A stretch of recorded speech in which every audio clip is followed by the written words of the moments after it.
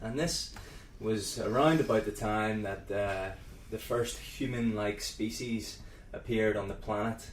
I think they originated in Africa, and back then there was more than just one human-like species on the planet.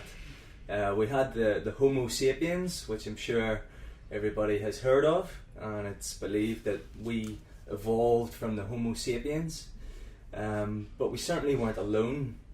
There were multiple different human-like species on the planet back then, and perhaps the Homo Sapiens' biggest rivals at the time was a group that went by the name of the Neanderthals.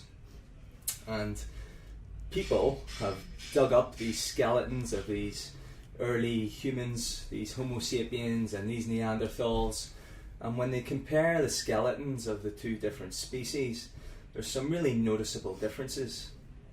So for example, the Neanderthal skeleton, much bigger, much more powerful compared to their Homo Sapiens, which were much smaller.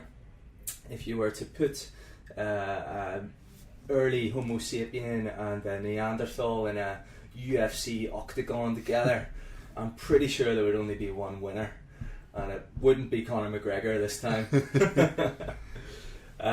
But in contrast to the Neanderthal skeleton, the Homo Sapiens, they had much bigger skulls. And why is that relevant?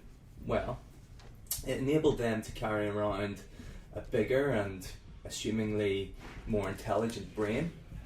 But interestingly, the shoulder joint between the two species is very different. Really? Yeah, it's quite incredible. So the Homo Sapiens shoulder joint is pretty similar to the shoulder joint that you and I have today. It allows for this incredibly large range of motion. It allows us to generate incredible speed and power.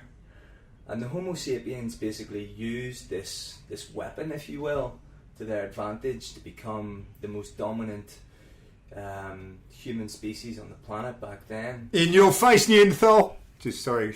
Yeah, exactly. Back to you, Rollo, sorry. If you're out there, mate, come and get some more. But anyway, back to you, sorry. All good. So yeah, like humans, we don't have venom, we don't have claws, so we've got to use other weapons, if you will, to our advantage to defend ourselves. And our weapon of choice was probably a combination of this incredibly large, intelligent brain, which we used to our advantage to come up with tactics and strategies to outsmart our prey and our competitors. We would also use it. Somebody back then came up with the bright idea of thinking, you know what, why don't we start making our own weapons? Why don't we grab a few sticks and a few rocks and tie them together? And lo and behold, mankind invented the spear.